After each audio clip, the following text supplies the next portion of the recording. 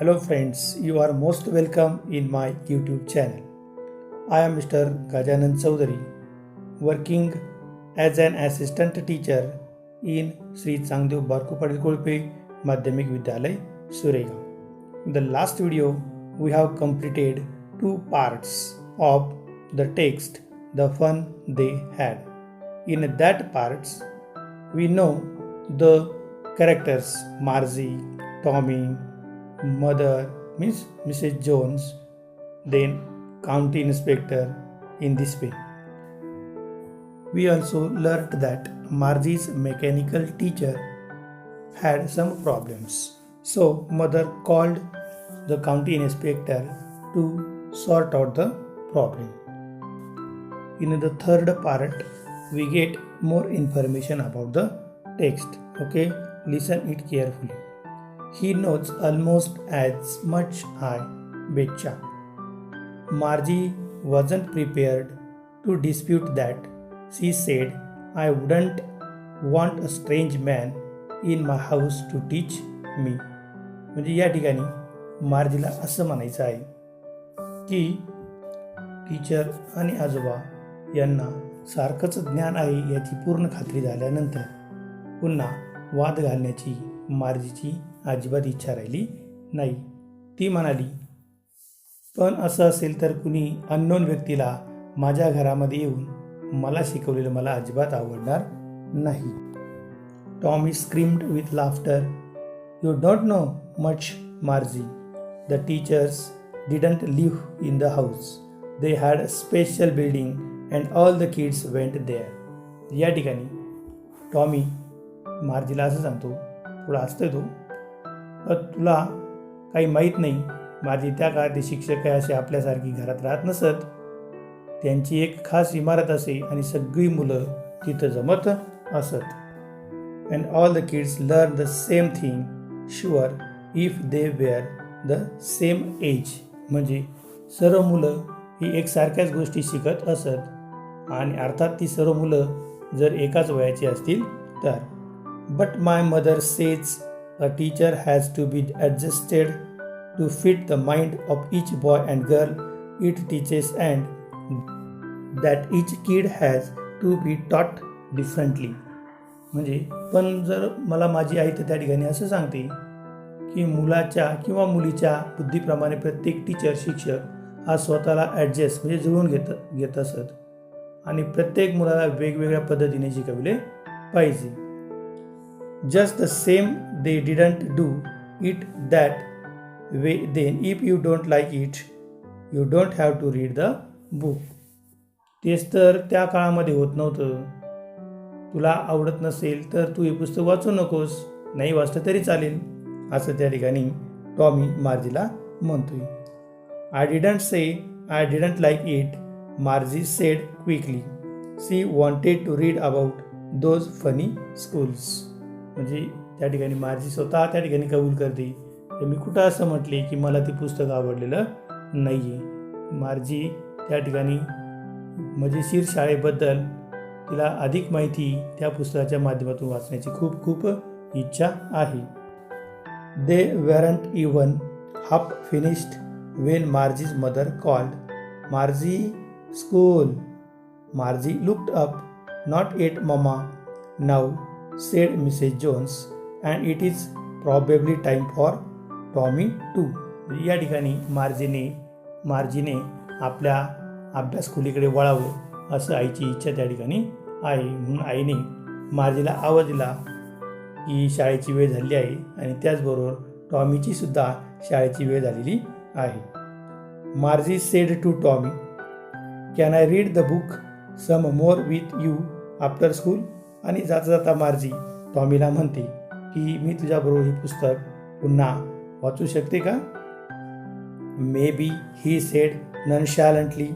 He walked away whistling the dusty old book tucked beneath his arm. जरासा तो सुद्धा म्हणजे टॉमी ही हुशारकीनेच त्या ठिकाणी म्हणाला, बघूया वेळ मिळेल तर, आणि तो ते पुस्तक धूळ झटकत आपल्या बगलीत खोचत त्या ठिकाणी सिटी वाजत त्या ठिकाणी निघून गेला आहे. Margie went into the school room It was right next to her bedroom, and the mechanical teacher was on and waiting for her.